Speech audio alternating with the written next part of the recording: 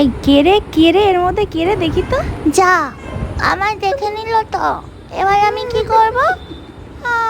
আমি কি কষ্ট করে জায়গাটা খুঁজলাম।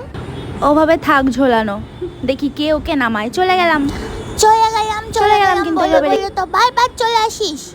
আর কি একটা বক্সের মতন জিনিস নিয়ে সারাদিন আমার পিছন পিছন ঘুরিস। কামড়ে দেবো আমি, এইভাবেই তোর মাথাটাকে একদিন কামড়ে দেবো। এখান থেকে যা বলছি, যা। একটু আমাকে একা থাকতে দেয় না। আমার সবে ব্রেকআপ হয়েছে, আমার কষ্ট হচ্ছে, আমাকে একটুখানি কষ্টটা প্রকাশও করতে দেয় না বেটি। এই যে তুই সারাদিন ক্যামেরাটা নিয়ে আমার পেছন পেছন ঘুরিস, ভিডিও বানাস, ঠিকই এটা দিয়ে একটা টাকা ইনকাম করতে পারিস না তো। ওফ বাবা, সেলিব্রিটি হওয়া কি জ্বালা। সারাদিন মার মেয়ে, এই দুই বেডি আমায় একটু শান্তি দেয় না গো। কিউট হওয়ার যে কি জ্বালা, তোমরা কি করে বুঝবা? সারাদিন কিউট হয়ে থাকা, কিউট সাজা যে কত কষ্টের, তোমরা কি বুঝবা?